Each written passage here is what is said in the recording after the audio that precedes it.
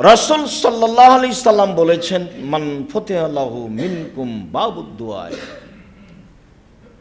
যার পক্ষ থেকে দুয়ার দরজা খুলে দেওয়া হয়েছে, যারা আল্লাহর কাছে প্রার্থনা করে, যারা দুয়া করে, ফতেহাত লাহু আবওয়াবুর রাহমাতে, তার জন্য রহমতের দরজা সমূহ খুলে দেওয়া হয়। তার কি কি প্রয়োজন, তার ইহকালে ও পরকালে যা প্রয়োজন সব দরজা খুলে দেওয়া হয়। তাহলে প্রার্থনার মাধ্যমে আপনি যা জানেন সেটাও পাওয়া যাবে, যেটা জানেন না সেটাও পাওয়া যাবে। তার মানে রহমতের দরজা সমূহ খুলে দেওয়া হয়েছে। আপনি একটা বিষয়ে চাচ্ছেন আর এটা প্রার্থনা, তখন আল্লাহ একাধিক বিষয় আপনার জন্য খুলে দিয়েছে। সম্মানিত দ্বীনী ভাই বোন, আবু হুরায়রা রাদিয়াল্লাহু তাআলা আনহু বলেন, রাসূল সাল্লাল্লাহু আলাইহি সাল্লাম বলেছেন, লাইসা শাইউন আকরামা ইনদাল্লাহি মিনাদ দুআ, ইবাদতের জগতে প্রার্থনা, এই ইবাদত আল্লাহর কাছে যত প্রিয়, পৃথিবীর কোনো ইবাদত আল্লাহর কাছে তত প্রিয় নয়। চাওয়া কাজটা,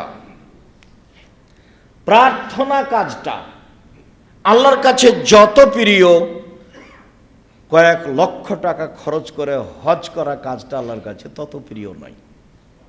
চাইলে তিনি যত খুশি হন, হজে তিনি তত খুশি হন না। ফরজ ইবাদত সিয়াম, ইবাদতের জগতে সবচেয়ে দামি ইবাদত সিয়াম। ইবাদতের জগতে এর চেয়ে দামি ইবাদত পৃথিবীতে নেই। যেমন সবচেয়ে শক্তিশালী ইবাদত হলো দান, ঠিক সবচেয়ে দামি ইবাদত হলো সিয়াম। আজকে সবাই সিয়াম আছেন বলে আমার অনুমান, না হলে অনেকে আছেন, যদিও সবার থাকাই ভালো বলে আমরা রমজান মাসের এক সময় নফল সিয়ামের কথা বলেছি। আজকে নফল সিয়ামের গতকাল ছিল বিরোধিতা করার জন্য, আর আজকে হচ্ছে শুকরিয়া আদায়ের জন্য। যখন রাসূল সাল্লাল্লাহু আলাইহি সাল্লাম মুহররমের 10 তারিখের সিয়ামের ঘোষণা দিলেন যে আল্লাহ ফেরাউনকে ডুবিয়ে দিয়েছেন আজকের বারে, আর মুসা আলাইহিস সালামকে বাঁচিয়ে দিয়েছেন, তো মুসা আলাইহিস সালাম শুকরিয়ার জন্য সিয়াম থেকেছিলেন। তা আমাদের নবী মুহাম্মদ সাল্লাল্লাহু আলাইহি সাল্লাম বললেন, আমরাই তো বেশি হক রাখি মুসার সুন্নাত পালনের, অতএব আমি সিয়াম থাকলাম, সাহাবীগণ তোমরাও সিয়াম থাকো। তখন সাহাবীগণ বললেন যে আপনি বলছেন ইহুদি খ্রিস্টানের বিরোধিতা করতে হবে, আর আপনি সিয়াম পালন করতে বলছেন, কেমন হলো তাহলে? এটা তো অনুকূলে হয়ে গেল। তখন আল্লাহ রাসূল বলছেন, শোনো, আমি যদি সামনে বছর বেঁচে থাকি লা সুমান্না তাসিয়া, তাহলে মুহররমের 9 তারিখও সিয়াম থাকবো। 9 তারিখ হবে বিরোধিতা, 10 তারিখ হবে শুকরিয়া। এই জন্য মুহররমের 2 দিন সিয়াম। আজকে সিয়াম আছেন বলে আমার ভালো ধারণা, একাধিক দিন আপনার সামনে আলোচনা পেশ করার ভিত্তিতে আপনি সিয়াম নেই, এর অর্থ আপনার উপরে আমার ভালো ধারণা কমেনি, পরবর্তীতে থাকবেন বলে আশাবাদী। বৃহস্পতিবার সোমবার অভ্যাসী হবেন, হতে হবে। কেন হবেন না? কি আপনার ঝামেলা আছে? ইবাদতের জগতে সবচেয়ে দামি ইবাদত, কেন আপনি অভ্যাসী হন না বৃহস্পতিবার সোমবার? সাহারি হয়নি 10টার সময় আল্লাহ রাসূল বলছেন, আয়েশা জি খানা পানি আছে বাড়িতে? জি না, ঠিক আছে সিয়াম থাকলাম। তার বাড়িতে কোনো সময় কিছুই থাকতো না। আল্লাহ রাসূল আজকে হাদিয়া দিয়ে গেছে সকাল 9টা-10টার দিকে।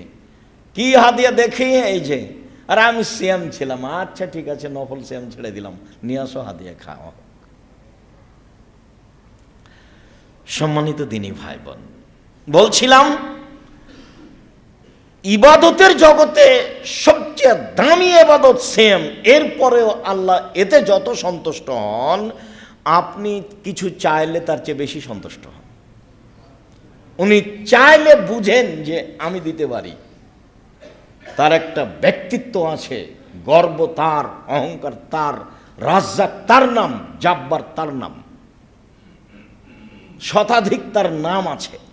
আপনি যখন চাইলেন তখন উনি বুঝলেন, হ্যাঁ আমি তো দিতে পারি। ও তো অন্য কোনো পীরের কাছে যায়নি, কোনো কবরের কাছে যায়নি, এটা তার জন্য গর্বের বিষয়। এই জন্য তিনি খুশি হন।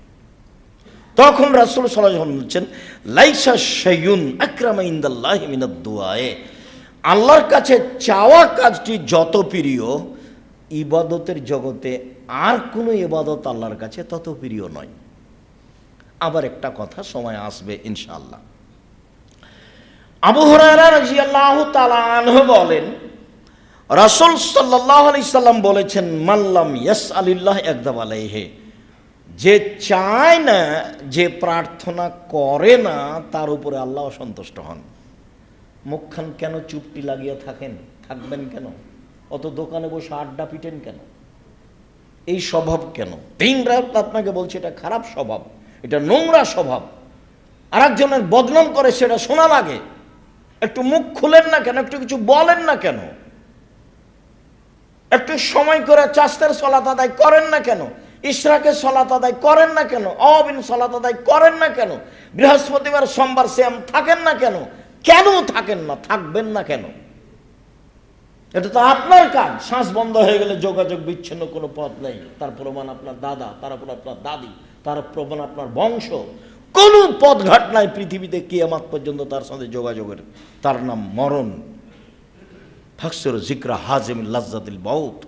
মুহাম্মদ সাল্লাল্লাহু আলাইহি সাল্লাম বলেন যে, পৃথিবীর মানুষ তোমরা ওই জিনিসকে স্মরণ করো যে জিনিস মানুষের স্বাদকে নষ্ট করে দেয়, সেটা হলো মরণ। জিজ্ঞাসা করা হলো সবচেয়ে বুদ্ধিমান কে? তখন তিনি উত্তরে বললেন, সেই সবচেয়ে বুদ্ধিমান যে মরণকে স্মরণ করতে পারে। আপনি নিজেকে পরিবর্তন করতে চাচ্ছেন না কেন একটু? এটা যে আপনার ভুল সিদ্ধান্ত, এই বুঝতে আপনাকেই বুঝতে হবে, আর একজন বুঝবে? সম্মানিত দিনী ভাই বোন, আবু হুরায়রা রাদিয়াল্লাহু তাআলা আনহু বলেন, রাসূল সাল্লাল্লাহু আলাইহি সাল্লাম বলেছেন, মান সাররাহু আন ইয়াস্তাজিবাল্লাহু লাহু ফিস সাদায়েদ ফালিকশির দুআ ফির রাখায়ে। যে ব্যক্তি চায় যে বিপদে পড়লে যেন আমার কথা আল্লাহ তাড়াতাড়ি কবুল করেন, যখন আমি দুনিয়াতে বিপদগ্রস্ত হব তখন আমি বললেই যেন আল্লাহ মেনে নেন, এইটা যে চায় সে যেন ভালো অবস্থায় বেশি বেশি প্রার্থনা করে, বেশি বেশি দোয়া করে। হলো? সম্মানিত দিনী ভাই বোন, মধ্যখানে একটি কথা, বুখারী মুসলিমের হাদিস। আব্দুল্লাহ ইবনে আব্বাস রাদিয়াল্লাহু তাআলা আনহু বলেন, নিয়ামাতান মাকবুলুন ফীহিমা কাসীর মিনান নাস, আল্লাহর পক্ষ থেকে দুটি অনুগ্রহ আছে। এই ছেলে, ঘুমাচ্ছ কেন? সরে বসো। সম্মানিত দিনী ভাই বোন, আল্লাহর পক্ষ থেকে দুটি অনুগ্রহ আছে। আল্লাহ বলছেন যে এই অনুগ্রহ আমি যে জন্য দিয়েছি সেটা মানুষ ভুল বুঝেছে, আমি তো এই জন্য দিইনি। আল্লাহ বলছেন আমার পক্ষ থেকে দুটো অনুগ্রহ আছে, দুটো দয়া, দুটো অনুগ্রহ। কি? আস-সিহহাত, শরীরের সুস্থতা, এটা আল্লাহর দয়া, এটা আল্লাহর অনুগ্রহ। তো আমি তাকে শরীরের সুস্থতা দিয়েছি আমাকে চিনার জন্য, আমাকে জানার জন্য, আমাকে কিছু বলবে এই জন্য, কোরআন তেলাওয়াত করবে, একটু তাসবিহ তাহলিল করবে, এরকম কিছু করবে বলবে এই জন্য। তো শরীরের সুস্থ হয় তো দোকানে বসে আড্ডা পিটে, তো ভুল বুঝলো, আমি তো এই জন্য দিইনি। আল্লাহ রাসূল বলছে, দুই আল ফারাগ, অবসর। আমি মানুষের জীবনে অবসর দিয়েছি। যারা ব্যবসা করে 10টায় দোকান খুলে রাত 10টায় বন্ধ করে, তাহলে 10টা থেকে 10টা পর্যন্ত ব্যস্ত, বাকি টাইম অবসর। আমরা তো মনে করি চাকরি রিটায়ার্ড হলে অবসর। না, মানুষের জীবনে একটা ব্যস্ততা আছে আর অবসর আছে। যারা চাকরি করে তারা যায় 10টায় যায়, বিকাল 5টায় ফিরে আসে, বাকি টাইম তার অবসর। যারা জমি চাষ করে সকালে চলে যায়, আমি আমার আব্বাকে দেখেছি, সন্ধ্যার সময় সূর্য ডুবলে আসে, তো বাকি টাইম তার অবসর। তো অবসর সময় কি আমি দিয়েছি তাকে আড্ডা পিটার জন্য, এইভাবে মানুষের বদনাম ঘুরে বেড়ার জন্য, দাঙ্গা মাহাঙ্গামা করার জন্য? তো আমি তাকে অবসর সময় দিয়েছি আমাকে কিছু বলবে এই জন্য। তো ভুল বুঝেছে।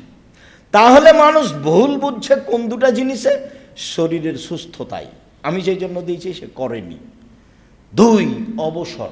আমি মানুষের জীবনে যে জন্য অবসর দিয়েছি সেটা মানুষ করেনি, ও ভুল বুঝেছে, ধোঁকা খেয়ে গেছে। বুখারী মুসলিম। সম্মানিত দিনী ভাই বোন, প্রার্থনা। আবু হুরায়রা রাদিয়াল্লাহু তাআলা আনহু বলেন, রাসূল সাল্লাল্লাহু আলাইহি ওয়াসাল্লাম বলেছেন, লা তাদু আলা আনফুসিকুম ওয়ালা আওলাদিকুম ওয়ালা আমওয়ালিকুম। পৃথিবীর মানুষ, তোমরা নিজের ব্যাপারে বদদুয়া করো না,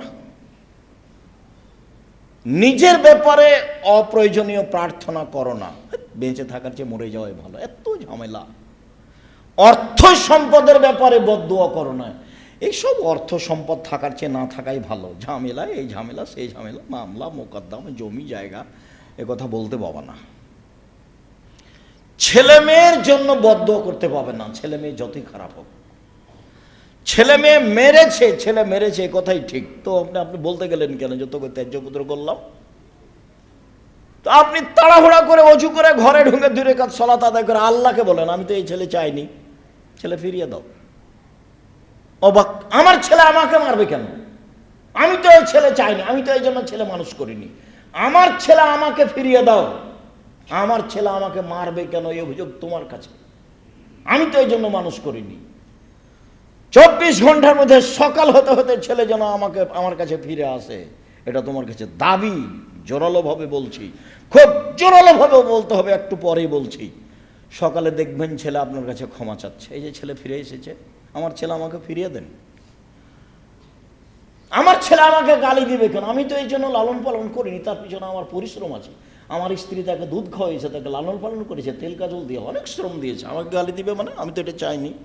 আপনি আপনার মতো বলেন। সম্মানিত দিনী ভাই বোন, আবু হুরায়রা রাদিয়াল্লাহু তাআলা আনহু বলেন, রাসূল সাল্লাল্লাহু আলাইহি সাল্লাম বলেছেন, উদুল্লাহ মুকিনিনা বিল ইজাবা। দোয়া করো এই দাবিতে যে কবুল করতে হবে, বিশ্বাস রেখে কবুল হবেই। শক্তভাবে বলবেন, জোরালো দাবি রেখে বলবেন। কেন? আল্লাহ, মনে রেখো, আন্নাল্লাহ তাআলা লা ইস্তাজিবু মিন কলবিন গাফিলিন লাহিন। অমনোযোগী ব্যক্তির দোয়া কবুল হয় না। করতে হবে, তাই করে। যে দেখছেন না, ঢাকা শহরের পাশাপাশি বসবাস করছেন, সালাম ফিরার পরেই বলছে, বিহাক্কি লা ইলাহা ইল্লাল্লাহ ইয়া আরহামার রাহিমিন। এগুলো কোনো দোয়া হলো? সবাই এতে খুশি। এটা না হলে মানুষ খেপে যাচ্ছে। তো এইটা তো প্রার্থনা নয়। সম্মানিত দিনী ভাই বোন, রাসূল সাল্লাল্লাহু আলাইহি ওয়াসাল্লাম বলছেন, শক্তভাবে দোয়া করো, দোয়া কবুল করতেই হবে। কেন? যে শক্তভাবে বলে না, দৃঢ়তার সাথে বলে না, আল্লাহ তার দোয়া কবুল করবেন না। বলতে তোমার সমস্যাটা কোথায়? আমি তো দিতে পারি, তুমি আমাকে বলো। আমি বড় অপরাধী, আমি বড় গুনাহগার, তুমি বড় দয়াবান, তুমি বড় ক্ষমাবান, তুমি আমাকে ক্ষমা ভিক্ষা দাও। আমি রাত পার করতে রাজি নই, আমাকে ক্ষমা করো। আমার অর্থ সম্পদের ক্ষতি দেখছি, সেগুলো পূরণ করে দাও। যা যা প্রয়োজন সব দাবি জানান। না, আপনার দাবি শোনার জন্য তিনি প্রতীক্ষমান রয়েছেন। সম্মানিত দিনী ভাই বোন, বিশেষ প্রার্থনা আল্লাহর কাছে চাইতে হবে। মুখখান বন্ধ রাখলে আল্লাহ তাআলা অসন্তুষ্ট হবেন, মুখ খুললে আল্লাহ তাআলা সন্তুষ্ট হবেন। সময়ের গতিতে আল্লাহ আপনাকে দিয়ে দেবেন ইনশাআল্লাহ। আল্লাহ, তুমি আমাদের বুঝে আমল করা তৌফিক দান করো। আল্লাহুম্মা সাল্লি।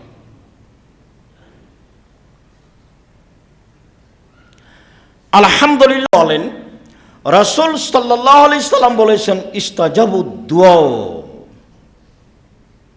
মানুষের দোয়া কবুল করা হয়, তবে লা ইস্তাজাবুদ দুআ আই ইস্তাবাজুদ দুআ ইল্লা বিইসমিন আও কাতিয়াত রাহিমিন। দোয়া কবুল হয় না যেই দোয়া করা হয় সম্পর্ক ছিন্ন করার জন্য। স্ত্রীকে বলছে যে তোর বাপের বাড়ি যেন আল্লাহ আর কোনোদিন না নিয়ে যায়, টাকা নিতে গেছিল দেয়নি। বা বলছে ভাইয়ের সাথে গন্ডগোল রেখে তোর সাথে যেন আল্লাহ আর কোনোদিন কথা বলার ব্যবস্থা না করে, তোর সাথে আর কোনোদিন কথাই বলবো না। সম্পর্ক ছিন্ন করার জন্য যে দোয়া করা হয় সেটা কবুল হবে না। পাপের জন্য যে দোয়া করা হয় সেটা কবুল হবে না। আল্লাহ, আমি অশ্লীল কাজে লিপ্ত হচ্ছি, কেউ যেন না দেখে। তো পাপের জন্য দোয়া করলে দোয়া কবুল হয় না। 3, অলিস্তেজাল, তাড়াহুড়া করে দোয়া করলে, দোয়াতে তাড়াহুড়া করলে কবুল হয় না। সাহাবীগণ বলছেন মালিস্তেজাল, আগের দুইটা ভালো বুঝেছি যে পাপের জন্য দোয়া করলে কবুল হয় না, আত্মীয়তার সম্পর্ক ছিন্ন করার দোয়া করলে কবুল হয় না। তো তাড়াহুড়া এটা যে বুঝলাম না। তখন রাসূল সাল্লাল্লাহু আলাইহি সাল্লাম বলছেন, একুলো বলে, দাও তো ফালা আমারা ইস্তাজাব আলী, দোয়া করলাম, কত দোয়া করলাম, কই কবুল হয় না। ফায়াস্তাহসিরু, তখন অলস হয়ে যায়, ওই সময় এত দোয়া ছেড়ে দেয়, এই দোয়া কবুল হবে না। আপনি তো অবগত হলেন আমার দোয়া কবুল হবে, আর না হয় সে পরিমাণ ক্ষতি সরে যাবে, আর না হয় সেটা আমি তার বিনিময়ে জান্নাত আছে 3টে, হয় আমি পেয়ে যাব, না হয় অন্যায় ঠেকানো হবে, আর না হয় জান্নাত হবে, আমার তো মিস যাবে না। আপনি অলস হলেন কেন? আর চাইলেই হবে, এত আপনি তাড়াহুড়া করছেন কেন? আপনি তো একজন মানুষ, তাড়াহুড়া করলে কি হবে? সময় লাগবে। নবী দোয়া করছেন নবীর জন্য, ইয়াকুব আলাইহিস সালাম দোয়া করছেন ইউসুফ আলাইহিস সালামের জন্য, ছেলে হারিয়ে গেছে, চোখে দেখতে পান না, কান্নাকাটি করতে করতে 25 বছর পরে দোয়া কবুল হয়েছে। মুহাম্মদ সাল্লাল্লাহু আলাইহি সাল্লাম বদদোয়া করেছিলেন খুব অপমান অবস্থায়, সলাতে সিজদায় গেছেন, তখন আবু জাহাল বলছে, এই কে আছো? বুখারী মুসলিমের হাদিস। মুহাম্মাদের মাথার উপরে উটের ভুঁড়িটা চাপিয়ে দাও তো উটের ভুঁড়ি তো ময়লা জায়গাতে পড়ে আছে, তো যারা অন্যায় করতে চায় তারা নিয়ে এসে মাথার উপরে চাপিয়ে দিয়েছে, দিয়ে হাসছে তারা। তো এখন কে বললো, ফাতেমা দেখো তোমার আব্বা তো উঠতে পারছে না। তো ফাতেমা দৌড়িয়ে এসে সরালেন উঠে। তখন আল্লাহ রাসূল অপমান অবস্থায় বলছেন, আল্লাহ, এই উতবা সাহেব আবু জাহাল এদের ধ্বংস করো। এই দোয়া কবুল হয়েছে 12 বছর পরে, অপমানের দোয়া তিনি অপমান অবস্থায় বলেছেন। যেদিন দোয়া কবুল হবে বুঝতে পারছেন, সেদিন দাগ দিয়ে দিয়েছিলেন বদরের মাঠে। শোনো, উতবা এখানে পড়বে, যে আমি আঙ্গুল দিয়ে দাগ দিয়ে দিলাম, এখানে সাহেবা, এখানে ওয়ালিদ ইবনে মুগিরা, এখানে আবু জাহাল। সাহাবী বলছেন, যুদ্ধের পরে দেখছি দাগের উপরে পড়ে আছে সব, যার যার নামে এখানে আল্লাহ। দোয়া কবুল হবেই, নিরাশার কিছু নেই। সম্মানিত দিনী ভাই বোন, তাড়াহুড়া নেই। 3 শ্রেণীর মানুষের দোয়া কবুল হবে না। 1, পাপের জন্য দোয়া করলে দোয়া কবুল হবে না। 2, আত্মীয়তা ছিন্ন করার জন্য দোয়া করলে দোয়া কবুল হবে না। 3, তাড়াহুড়া করলে দোয়া কবুল হবে না। আবু হুরায়রা রাদিয়াল্লাহু তাআলা আনহু বলেন, অন্য এক বর্ণনায় এসেছে আবু দারদা রাদিয়াল্লাহু তাআলা আনহু বলেন, রাসূল সাল্লাল্লাহু আলাইহি সাল্লাম বলেছেন, দাওয়াতুল মুসলিম লি আখি বেজাহারিল গায়বি মুস্তাজাবাতুন। কোনো ভাই যখন কোনো ভাইয়ের জন্য দূর থেকে, অন্তরাল থেকে, আড় থেকে দোয়া করে, তখন এই দোয়া কবুল হবেই। আপনি যখন আপনার কোনো ভাইয়ের জন্য দোয়া করবেন যে আপনার পাশে নেই, আপনি কারোর জন্য দোয়া করছেন, এ দোয়া কবুল হবেই। এই দোয়া কবুলের আরো বিশেষত্ব রয়েছে, সেটা হলো এই আল্লাহ রাসূল বলছেন, ইনদা রাসিহি মালাকুন মুআক্কাল।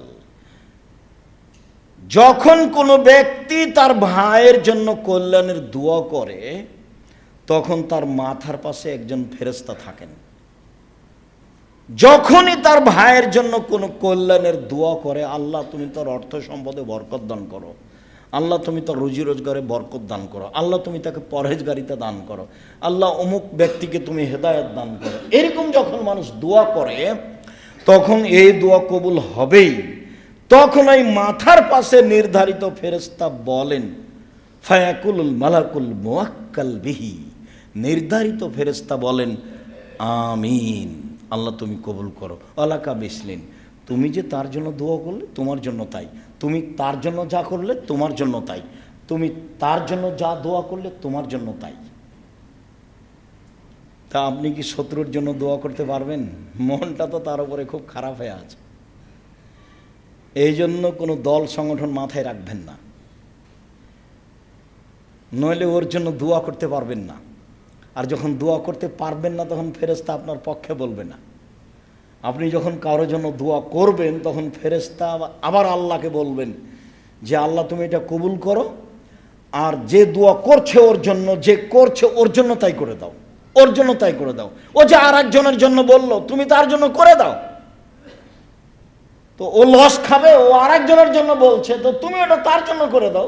তাহলে ফেরেশতা দুইজনের জন্য বলেন, আপনার জন্য আর তার জন্য। হাদিস বুখারী মুসলিম।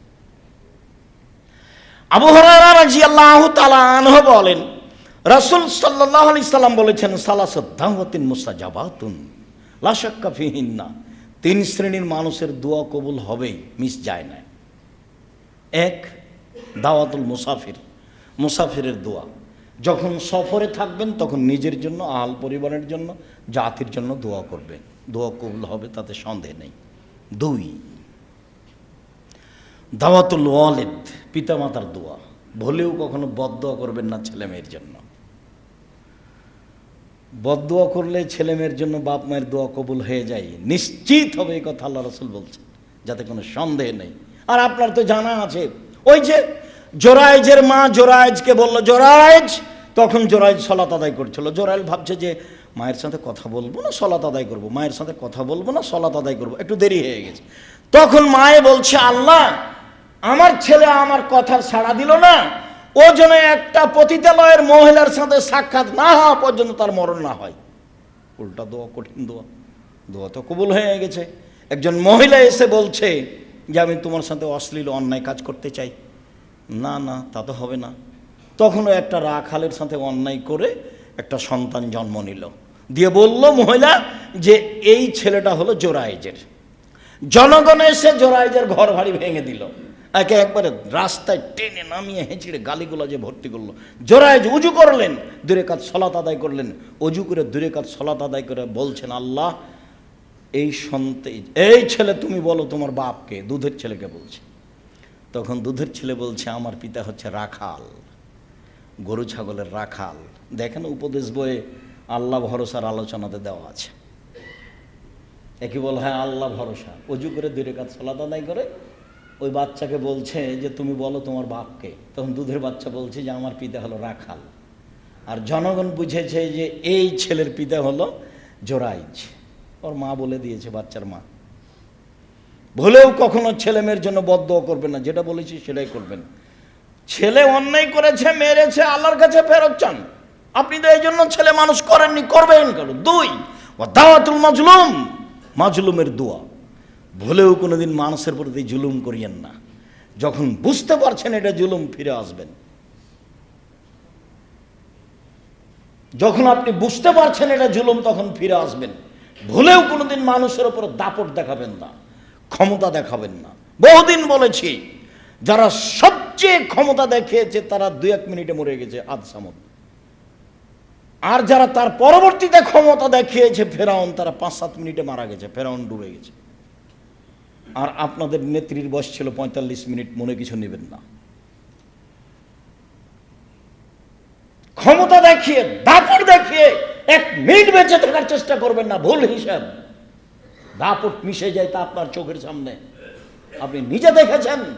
খুলনার অঘোষিত সম্রাট এরশাদ শিকদার মেয়ের মাথায় হাত দিতে পারেনি, সুযোগ পায়নি, ক্ষমতা টিকে না। দাম্ভিক প্রেসিডেন্ট, রাতে রাতে দেশ দখল করে নিয়েছেন প্রেসিডেন্ট সাদ্দাম, বাঁচার কোনো পথঘাট করতে পারেনি। জীবনে ক্ষমতা দেখিয়ে বাঁচবেন না, নরম হয়ে বাঁচেন। মাটির মানুষে বেঁচে থাকেন, 1 ঘন্টা বেঁচে থাকবো, মাটির মানুষে বেঁচে থাকবো। প্রতিশোধ নিতে হবে না, আমি অনুরোধ জানাচ্ছি আপনাকে, কারো পিছনে পড়তে হবে না। প্রতিশোধ না নিয়ে, পিছনে না পড়ে বেঁচে থাকা যায়, সম্ভব। সম্মানিত দিনী ভাই বোন, ক্ষমতা দেখাবেন না, আমার অনুরোধ। দলীয় দাপট দেখাবেন না, দলীয় দাপট টিকে না, আপনি তার প্রমাণ, আপনার চোখের সামনে তা প্রমাণ। রাসূল সাল্লাল্লাহু আলাইহি ওয়াসাল্লাম বলছেন যে দাওয়াতুল মাজলুমে মুস্তাজাবাতুন ওয়ালাউ কানা কাফেরান, মাজলুমের দোয়া কবুল হবে হিন্দু হলেও, কাফের হলো নেনেবার। ও দুনিয়াতেও বলেছে আল্লাহকে যে আমার প্রতি জুলুম করেছে, তখন আল্লাহ শুনবে, আপনাকে বিপদে ফেলে দিবে। একবার বলছেন দাওয়াতুল মাজলুমে মুস্তাজাবাতুন ওয়ালাউ কানা ফাজিরান, বদ যদি হয়, শয়তান যদি হয়, এরপরে যদি ও মাজলুম হয়, তার প্রতি আপনি জুলুম করেন, ও যদি আল্লাহকে বলে তাহলে কথা কবুল হয়ে যাবে। 3 শ্রেণীর মানুষের দোয়া কবুল হয়: 1 মুসাফির, 2 বাপ মা, 3 মাজলুম।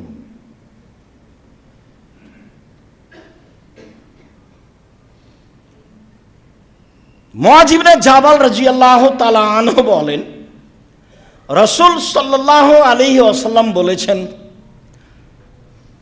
মা মিন মুসলিমিন ইয়াবিতু আলা যিকরিন তাহিরান ফায়াতাহাররা মিনাল লাইলি, যে কোনো মুসলিম পুরুষ নারী রাতে দোয়া পড়ে শয়, অজু অবস্থায় শয়, ভোর রাত্রে উঠে আল্লাহকে বলে, যা বলবে তাই হবে। দোয়া কবুলের সময় বা দোয়া কবুলের অবস্থায় আমরা চলে আসলাম।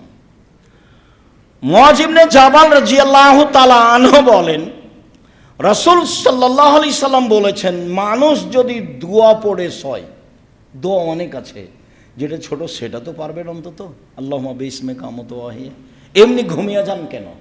এমনি ঘুমিয়ে যাবেন কেন? এই অভ্যাস কেন? এটা আপনার কেন, আপনার স্ত্রীর কেন, ছেলে মেয়ের কেন? কি করেন বাড়িতে 24 ঘন্টা? স্ত্রী দোয়া পড়ে শয় না কেন? ছেলে মেয়ে দোয়া পড়ে শয় না কেন? বলেন বারবার, মুখখান বন্ধ করে রাখেন কেন? ব্যবসায় ভুল হলে তো গরম হয়ে যাচ্ছেন, টাকা ভুল করে এসে একবারে খেপে গেছেন, একবারে বলেন না কেন? কেন ছেলে মেয়ে দোয়া না পড়ে শুইবে? দোয়া পড়ে শুয়েছে, অজু করে শুয়েছে, তারপর ভোর রাতে উঠেছে, এখন আল্লাহকে বলছে আসআলুল্লাহ খায়রান, আল্লাহর কাছে কিছু চাচ্ছে, আল্লাহ তাকে দিবেনি, দিবেনি, দিবেন। জাবের রাদিয়াল্লাহু তাআলা আনহু বলেন, রাসূল সাল্লাল্লাহু আলাইহি সাল্লাম বলেছেন, ইন্না ফিল লাইলি লাসাতান লা ইউফিকুহা আবদুল মুসলিম আও রাজুলুন মুসলিম, রাতে একটা সময় রয়েছে, রাতে একটা সময় রয়েছে, ওই সময়ে কোনো যদি মুসলিম পুরুষ নারী চায় খায়রান মিন আমরিদ দুনিয়া ওয়াল আখিরা, ইহকালের কল্যাণ, পরকালের কল্যাণ, ইহকালের কিছু, পরকালের কিছু, ইল্লা আতাহু ইয়াহু, আল্লাহ তাকে দিবেনি, দিবেই দিবে, আল্লাহ তাকে দিবেনি, দিবেই দিবে। এই কথা মুহাম্মদ সাল্লাল্লাহু আলাইহি ওয়াসাল্লাম বলছেন। আমার আপনার করার কি আছে? তাহলে সেই সময়টা ধরার জন্য চেষ্টা করতে হবে। আপনাকে আমি লম্বা সময় থেকে বলে আসছি 10টায় ঘুমিয়ে যাবেন, যে কোনো মূল্যে চেষ্টা করেন। 10টায় মানে 10:30টায় হলো তাতে কি আছে, 9:30টায় হলো তাতে কি আছে, 11টায় হলো তাতে কি আছে? আপনি রাত 2টায় ঘুমাবেন কেন? 1টায় ঘুমাবেন কেন? এ অভ্যাস কেন? তো আপনি উঠবেন কখন? দেখেন আপনি, আবু হুরায়রা রাদিয়াল্লাহু তাআলা আনহু বলেন, রাসূল সাল্লাল্লাহু আলাইহি ওয়াসাল্লাম বলেছেন, ইয়ানজিলু রাব্বুনা তাআলা ইলা সামাই দুনিয়া হিনা ইয়াবকা সুলুসুল আখিরা, রাতের 3 ভাগের যখন 2 ভাগ পার হয়, তখন আল্লাহ তাআলা প্রথম আকাশে নেমে আসেন আপনার সাথে কথা বলার জন্য। রাতের 3 ভাগের 2 ভাগ পার হলে আল্লাহ তাআলা প্রথম আকাশে নেমে আসেন আপনার সাথে কথা বলার জন্য। তাতে তিনি বলেন, মায়া দুনি ফাস্তাজিবা লাহু, যে আমাকে ডাকে আমি তার ডাকে সাড়া দিব। মায়াসআলুনি ফাউতিয়াহু, যে আমার কাছে চাই কিছু তাকে আমি তা দিয়ে দিব। মায়াস্তাগফিরুনি ফাগফির লাহু, যে আমার কাছে ক্ষমা ভিক্ষা চাই তাকে ক্ষমা করে দিব। আল্লাহ নেমে এসে বলেন আর আমি ঘুমিয়ে থাকি। দেখেন তো এটা কেমন হয়? এটা মানাই কেমনে? এই ছেলে, আজানের পর থেকে নিয়ে খুতবা শেষ হওয়া পর্যন্ত কে আপোষে কথা বলতে পাবে না। জায়গা যদি না হয় তাহলে উপরে আছে, না হলে বাইরে বসতে হবে, ব্যবস্থা করা আছে। যারা দায় দায়িত্ব পালন করছে তাদেরকে জিজ্ঞাসা করতে হবে বাইরেই। সম্মানিত দিনী ভাই বোন, বলছিলাম রাসূল সাল্লাল্লাহু আলাইহি ওয়াসাল্লাম বলেন যে আল্লাহ তাআলা রাতের 3 ভাগের 2 ভাগ পার হলে প্রথম আকাশে নেমে আসে। নেমেছে 3টা কথা বলেন, কিছু চাও, চাইলে দিব, কিছু বলো, বলো, শুনবো, ক্ষমা চাও, চাও, ক্ষমা করে দিব। উসমান ইবনে আস রাদিয়াল্লাহু তাআলা আনহু বলেন, রাসূল সাল্লাল্লাহু আলাইহি ওয়াসাল্লাম বলেছেন, ফতিহাত আবওয়াবুস সামায়ে নিসফাল লাইলে, রাত 12টা পার হলে আকাশের সব দরজা খুলে দেওয়া হয়। রাত 12টার পরে আকাশের সব দরজা খুলে দেওয়া হয়। ফায়ুনাদি মুনাদিন মিনাস সামায়ে, আল্লাহ চিৎকার করে বলেন আকাশ থেকে, মানে প্রথম আকাশ থেকে বলছেন, আল্লাহ তাআলা বলেন হালমিন দাইন ইস্তাজাবা লাহু, কেউ কিছু বলে কি, তাহলে তার কথা শোনা হবে। হালমিন সাইন ফাউতি আল্লাহু, হালমিন সাইলিন ফাউতি আল্লাহু, কেউ কিছু চায় কি, চাইলে তাকে দেওয়া হবে। হালমিন মাকরুবিন ফায়ুফাররাজ আনহু, কেউ বিপদগ্রস্ত কি, তাহলে তাকে উদ্ধার করা হবে। আল্লাহ বলতে থাকেন এইভাবে, আমি তখন ঘুমিয়ে। এটা কি মানাচ্ছে? কেউ চায় কি, চাইলে দেওয়া হবে। কেউ কিছু বলে কি, বললে শোনা হবে। কেউ কি বিপদগ্রস্ত, বিপদগ্রস্তের কথা বললে তাকে উদ্ধার করা হবে। তাহলে দেখেন তো আপনি আর আমি কি বলবো সেটা বুঝতে পারছি, বলার পদ্ধতি কি বলতে পারি, যা প্রয়োজন তাই বলতে পারি, যা রাসূল সাল্লাল্লাহু আলাইহি সাল্লাম বলছেন। কিভাবে? বুরাইদা রাদিয়াল্লাহু তাআলা আনহু বলেন,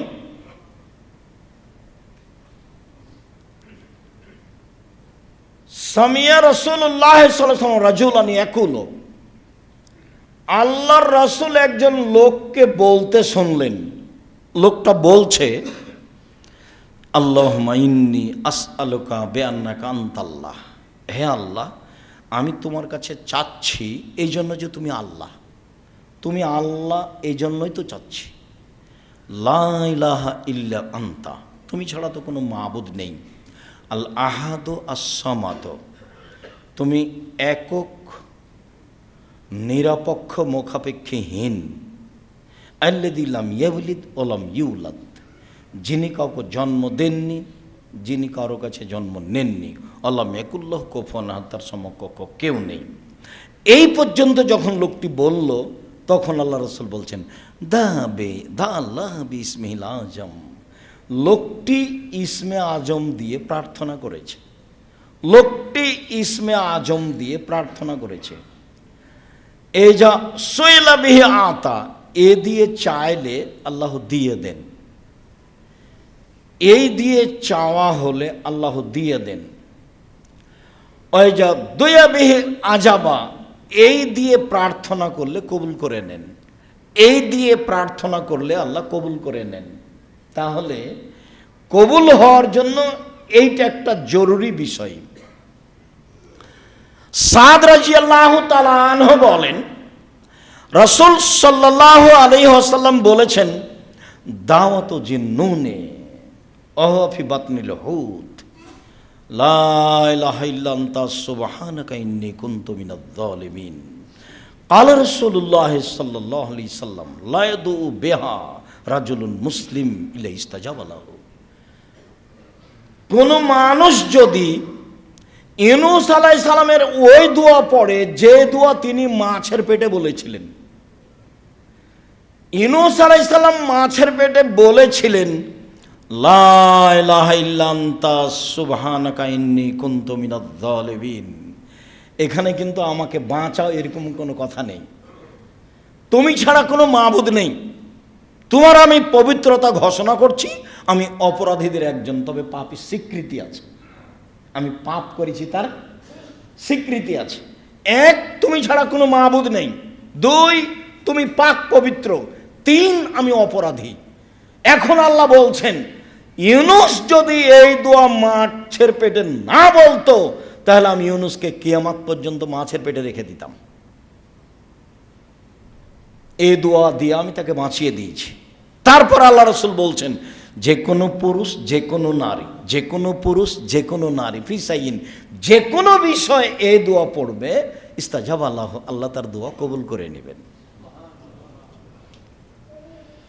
আনাস রাদিয়াল্লাহু তাআলা আনহু বলেন, আমি রাসূলের সাথে বসেছিলাম, একটা লোক মসজিদে সালাত আদায় করলো। সালাত আদায় করার পরে বলছে, আল্লাহুম্মা আন্না লাকাল হামদ, হে আল্লাহ তোমার প্রশংসা, লা ইলাহা ইল্লা আনতা, তুমি ছাড়া কোনো মাবুদ নেই। আল হান্নানু আল মান্নানো, তুমি দয়াশীল, তুমি অনুগ্রহশীল। বাদিউস সামাওয়াতি ওয়াল আরশ, তুমি আসমান জমিনকে নমুনা ছাড়াই সৃষ্টি করেছ। ইয়া হাইয়্যু ইয়া কাইয়্যুম আসআলুকা, হে চিরস্থায়ী, হে চিরঞ্জীবী, আমি তোমার কাছে চাচ্ছি। রাসূল সাল্লাল্লাহু আলাইহি ওয়াসাল্লাম বললেন যে দা বিসমিল আজম, এই ইসমে আজম দিয়ে দোয়া করেছে, এখন যা বলবে সেটা আল্লাহ মেনে নেবেন, এখন যা বলবেন সেটা আল্লাহ মেনে নেবেন। তাহলে এগুলো সব ইসমে আজম, এইগুলো আগে পড়তে হবে, তারপরে দুরুদ। সম্মানিত দিনী ভাই বোন, সালমান ফারসি রাদিয়াল্লাহু তাআলা আনহু বলেন, রাসূল সাল্লাল্লাহু আলাইহি ওয়াসাল্লাম বলেছেন, ইন্নাল্লাহা হাইয়ুন কারীম, আল্লাহ হচ্ছেন লজ্জাশীল, সম্মানী। একে তো খুব সম্মানী আর লজ্জাশীল। সম্মানী মানুষ সব কাজ করতে পারে না, আবার খুব লজ্জা পায়। ইস্তাহি মিন আবদিহি, বান্দার ব্যাপারে লজ্জা পাই। এই যা রাফা ইলাইহি ইয়াদাইহি আয়রুদ্দু মাসিফরান, যখন হাতখান উঠিয়ে তার দরবারে বলে তখন আল্লাহ ফিরিয়ে দিতে লজ্জা পায়। হাত উঠিয়ে যখন তার দরবারে বলে কিছু, তখন লজ্জা পায়। উনি নিজেই লজ্জাশীল, নিজেই সম্মানী। আবার বান্দা যখন হাত উঠিয়ে কিছু বলে তখন খালি হাত ফিরিয়ে দিতে লজ্জা পান। ইবনে আব্বাস রাদিয়াল্লাহু তাআলা আনহু বলেন, রাসূল সাল্লাল্লাহু আলাইহি সাল্লাম বলেছেন, আল মাসআলাতু আন তারফা ইয়াদাইকা হাজওয়া মানকাবাইকা, চাওয়া হচ্ছে তুমি তোমার হাতকে বুক সামনাসামনি উঠাবা। চাওয়া হচ্ছে তুমি তোমার হাতকে বুক সামনাসামনি উঠাবা। অলিবতিহাল, এখনই দিতে হবে, খুব বিনয়ের সাথে বলছি, এক্ষুনি দিতে হবে। অলিবতিহাল আন তামুদ্দা ইয়াদাইকা জামিয়ান, তাহলে তুমি তোমার হাতটা আগে বাড়িয়ে দিবা, সোজাসুজি সামনে, আর না হলে উপরে একবারে পুরো সোজা, আর না হলে উপর দিকে। সাধারণত হাত উপর দিকেই তোলা হয়, তাহলে উপর দিকে হতে পারে, মাথার উপরে যেতে পারে, সমস্যা নেই। যদিও কোনো হাদিসে এই পর্যন্ত এসেছে হাত উঠিয়ে আর এই মুহূর্তেই দিতে হবে, এইটা করলে। যেমন বুখারী মুসলিমের আর একটা হাদিসে এসেছে, কানা নবী সাল্লাল্লাহু আলাইহি সাল্লাম ইয়ারফা ইয়াদাইহি হাত্তা ইউরা বায়াজা ইবতাইহি, আল্লাহ রাসূল দোয়াতে হাত উঠাতেন, তখন বুখারী মুসলিম, হাত এভাবে উঠাতেন যে বগলের শুভ্রতা দেখা যেত। তাহলে এভাবে থাকলে তো বগলের শুভ্রতা দেখা যাবে না। বগলের শুভ্রতা দেখা যায় কেন? চাদর পরে সালাত আদায় করতেন, এই জন্য সবসময় গায়ে চাদর থাকতো। তো এবার হাতে এইভাবে উঠালে তো বগলের শুভ্রতা দেখা যাবে, এভাবে করলেও তো দেখা যাবে না, এইভাবে উঠালে বগলের শুভ্রতা দেখা যাবে। বুখারী মুসলিমের হাদিসে এটাই বুঝাই। সম্মানিত দিনী ভাই বোন, আবু হুরায়রা রাদিয়াল্লাহু তাআলা আনহু বলেন, মুয়াবিয়া রাদিয়াল্লাহু তাআলা আনহু বলেন, অনেক বর্ণনায় এসেছে উমামা বাহিলি রাদিয়াল্লাহু তাআলা আনহু বলেন, রাসূল সাল্লাল্লাহু আলাইহি সাল্লাম বলেছেন, লাইসা শাইউন আহাব্বা ইলাল্লাহি মিন কাতরাতাইনি ওয়াসারাইনি, দুইটি বিন্দু ফোঁটা আল্লাহর কাছে যত প্রিয়, পৃথিবীর কোনো কিছু আল্লাহর কাছে তত প্রিয় নয়। এক ফোঁটা চোখের পানি।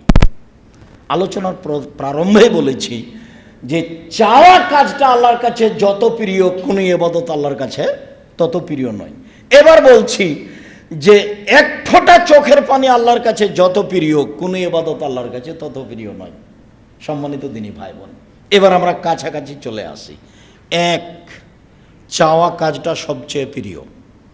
দুই, হাত উঠালে লজ্জা পাই ফিরিয়ে দিতে। তিন, চোখের পানি তার কাছে সবচেয়ে প্রিয়।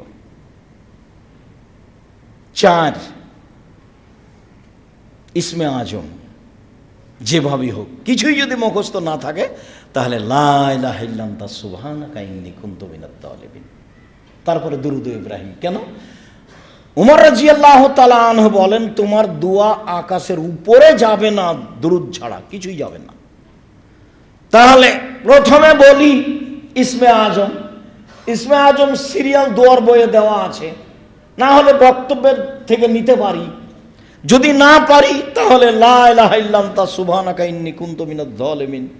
এরপরে দুরূদে ইব্রাহিম, তারপরে নিজের কথা শুরু করবেন নিজে থেকে।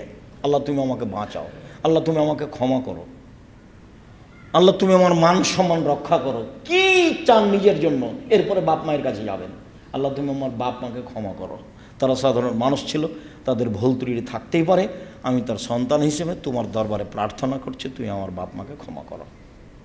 তারপরে ছেলে মেয়ে, ছেলে মেয়ের জন্য কি চান, তুমি আমাকে ছেলে মেয়ে দাও, ভালো ছেলে মেয়ে দাও, যারা জাতির জন্য উপকারী হবে, পরকালের জন্য কল্যাণকর হবে, সবার জন্য ভালো, এরকম ছেলে মেয়ে দাও। তারপরে জনগণের জন্য, 5 জনের জন্য, জাতির জন্য। আগে নিজে থেকে শুরু করবেন, নিজে, তারপরে বাপ মা, তারপরে ছেলে মেয়ে, তারপরে আপনার অন্যান্য মানুষের জন্য। দেশকে তুমি রক্ষা করো, যেটা আপনার জন্য অনুকূলে হয়। তবে এইভাবে আপনি সিরিয়ালে থাকবেন। নিজের জন্য তখন নিজে ব্যবসা বাণিজ্য যা কিছু প্রয়োজন, যা কিছু চান চেয়ে নিতে হবে। মুখখান বন্ধ করে রাখা পছন্দ নয়, আল্লাহ এতে অসন্তুষ্ট হন। চায় না যে আল্লাহ তারপরে অসন্তুষ্ট হন, চায় যে আল্লাহ তারপরে খুশি হন, চায় না যে আল্লাহ তারপরে অসন্তুষ্ট হন, চায় যে আল্লাহ তারপরে খুশি হন। চাওয়ার পদ্ধতি, চাওয়ার সময় রাত 12টার পরে, রাতের 3 ভাগের 2 ভাগ পার হওয়ার পরে, আর ফরজ সালাতের পরে, আর আপনার আজান এবং একামাতের মাঝে, এগুলো অন্যান্য বক্তব্য উল্লেখ হয়েছে। বিশেষভাবে কবুলের পদ্ধতিতে দেখা যাচ্ছে যে রাতে ঘুমাতে হবে দোয়া পড়ে, অজু করে যখন ঘুম ভাঙবে তখন উঠে 2 রাকাত সালাত আদায় করে বলতে হবে। চাওয়ার পদ্ধতিতে বললাম, 1 হাত তুলে, 2 কান্নাকাটি করে, 3 এই সময়গুলিতে সেখানে থাকবে ইসমে আজম, সেখানে থাকবে দরুদ, তাহলে দোয়া কবুল হবে ইনশাআল্লাহ। সম্মানিত দিনী ভাই বোন, আমরা কোরআন এবং হাদিস থেকে যে বিষয়গুলি বলছিলাম অবশ্যই যেন আপনার কাছে স্মরণীয় হয়। অবশ্যই কোরআন মাজিদে আমরা বুঝতে পেরেছি যে নীরবে হতে হবে এবং গোপনে হতে হবে, ভয় ভীতি নিয়ে হতে হবে, অন্তরে থাকবে আল্লাহর ভয় ভীতি, এবং নীরবে গোপনে হতে হবে, যা দোয়া কবুল হয়েছে। তবে অন্য এক হাদিসে বলা হয়েছে আল্লাহ রসুল সিজদা করলে মনে হচ্ছে যেন ওই পাতিলে পানি ফুটছে। অনেক সময় কান্নাকাটিতে শব্দ উঁচু হতে পারে, তাতে সমস্যা নেই, তবে আপনার চোখের পানি আসে যেন, হাত তুলে থাকবেন। আর আল্লাহর সুনাম অর্থাৎ হামদ প্রশংসা, তারপর মুহাম্মদ সাল্লাল্লাহু আলাইহি ওয়াসাল্লামের দুরূদ, এগুলো নিয়ে আপনি দোয়া করবেন, আল্লাহ আপনাকে বিপদ থেকে উদ্ধার করবে ইনশাআল্লাহ। সম্মানিত দিনী ভাই বোন সকলকে, এবং যারা আমাদের এই বক্তব্য সময়ের গতিতে অবগত হবেন, অনলাইনে যারা অবগত হচ্ছেন, সকল দিনী ভাই বোনকে আজকের আলোচনা আল্লাহর কাছে বিশেষ প্রার্থনা, এই প্রার্থনা দেখে এইভাবে আল্লাহর কাছে প্রার্থনা করার জন্য আমি আন্তরিকভাবে অনুরোধ জানাচ্ছি। আর আমি তো সবসময় আপনাদের সাথে থাকি, মানে জামিয়া সালাফে আমার সাথে থাকে। প্রত্যেকটা মানুষের একটা জীবনে স্বাদ আছে, আমার জীবনে একটা স্বাদ, এ দেশের মাটিতে আমি উন্নত মানের প্রতিষ্ঠান গড়বই ইনশাআল্লাহ। এতে আমি যেটা রেখেছি আপনার কাছে সেটা হলো আপনি একটু দুয়াই থাকবেন, আল্লাহ তুমি জামিয়া সালাফে কবুল করো। আপনি 10 টাকা দান করলেও জামিয়া সালাফে গড়বে, না করলেও করবে, কেন অন্য এক ভাই দিবে, এমনি হবে ইনশাআল্লাহ। ও তো আপনি তার প্রমাণ, আপনি দেখতে পাচ্ছেন তার প্রমাণ। কিন্তু আপনার ভিতরে সংকীর্ণতা থাক, এটা আমি চাইনি।